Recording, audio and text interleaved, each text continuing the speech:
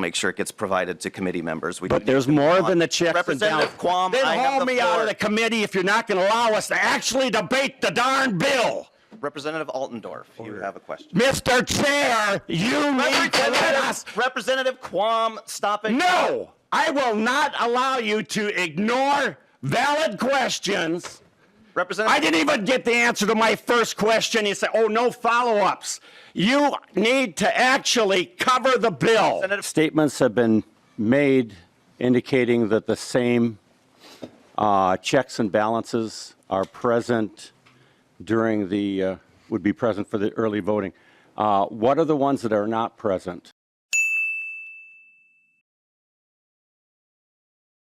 There are processes in law that require the person can vote, they're in the right precinct, et cetera, et cetera.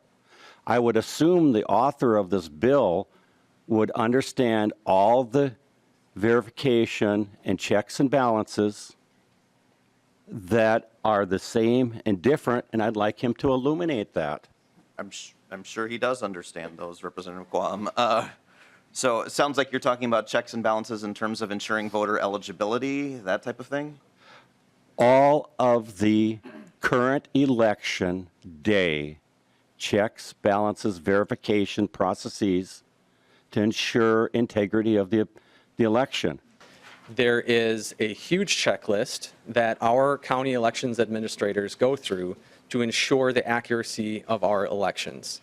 I do want to say that it is important, too, that there is not a single election nationwide whose outcome was determined by any sort of voter fraud. And so we can have faith in our elections. And as leaders, I think we need to make sure we are putting that message out there instead of spreading misinformation or election lies or sowing distrust about our election system. We have seen nationally the harm that causes, including the loss of life, because people who want to sow that sort of distrust within our election systems. Thank you. Mr. Chair, not one enumeration was made by the author. I asked for specifics and enumeration, not a reading of, talking points. It's, Representative Quam, it is a very broad general question, what sorts of protections. And the author cannot even do 1, 2, 3. Representative Quam, please do not impugn motives to the author here or a lack of knowledge. He is very knowledgeable about this bill. We just want to make sure we understand the question. I want to make sure your questions get answered. Okay. I'll make it even more simple for the chair. No, because I'm not even getting my first one. If Representative Quam would like a whole laundry list, the checklist that our county elections administrators come through to talk about the security of the equipment, we've already heard about that in committee. But if they need a reminder, that's fine. I'm sure that we have experts in this room that can talk about that checklist that they go through to make sure that our elections are secure. Sure. I will ask Representative Frederick, and Representative Quam, I will ask the Secretary of State's office to provide us with a checklist of the checks and balances, and I will make sure it gets provided to committee members. But there's more than the checks and balances. Representative Quam, then I have haul the me floor. out of the committee if you're not going to allow us to actually debate the darn bill.